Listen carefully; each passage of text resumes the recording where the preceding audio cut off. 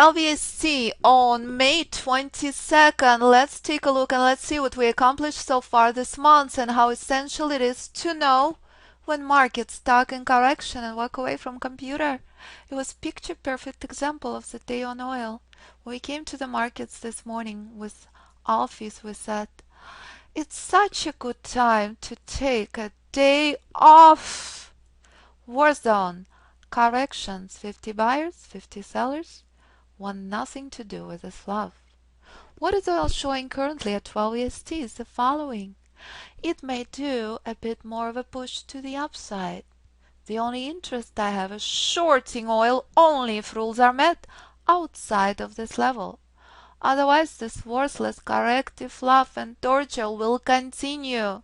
And if a trader does not respect what price is telling you and babysits this fluff, ouch, not a good idea. That's what price does when it comes to reversal zone. It becomes very, very unpredictable. And that's what oil is doing, reminding you. Buy at the inception of the trend. Buy opportunity on oil was 102.20, 102.40. Here, bad idea. Corrections or reversals in a play. Oil sellers picking up this theme, extremely exciting what it will do outside of this level. What has S&P done this week is reminding the power of knowing the rules and taking advantage of very powerful formations. Buying opportunities on S&P were on May 20th at the market close. So kudos to those of you who had taken advantage of this market. Let's take a look where S&P is and what I expect on S&P to do tomorrow. I expect a pretty bearish day because S&P reached very important levels, not just 1 hourly bullish trend that started here is pretty tired, reminding you what a lovely short that was where we closed it expecting a bounce, reminding you how unpredictable these levels are. We saw and we knew quite clearly that buyers were domineering today. We chose to ignore that because every time they showed up, the selling been pretty impressive. So I highly encourage you, if you know the rules, to monitor for shorts because we know that the reversal zone is not that far off.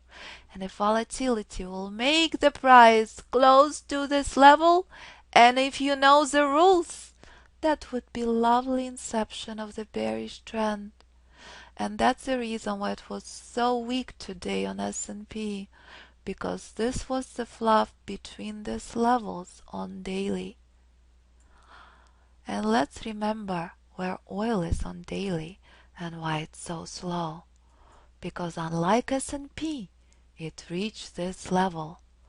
All the levels on oil drawn on the first week in May, reminding you how essential it is to respect these levels as daily came to reversal zone, and we finally see the confirmation that sellers picking up this theme.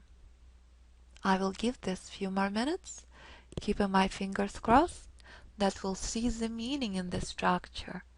We will have excellent case review for Fibonacci class that will start at 12:30 EST. So far as of 12:03 EST, that's a summary for this month. Very slow volatility on oil, 50% less than expected. 15 trades total this month, only 1 negative. I had to take freaking negative trade because seriously, how many more trades I can take without negative? That was absolutely given to do. I also gave multiple opportunities to get out at break even, as that was the case study in education. What happens if you trade aggressively? And these are only trades during trading room hours. I highly encourage you, if you know the rules and you're an oil trader, start at 6 a.m. EST.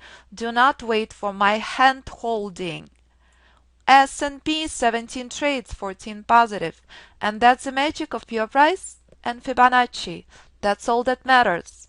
That's how price moves. Doesn't matter what instrument, doesn't matter what time frame. If you trade Boeing monthly, you know that short trend is here.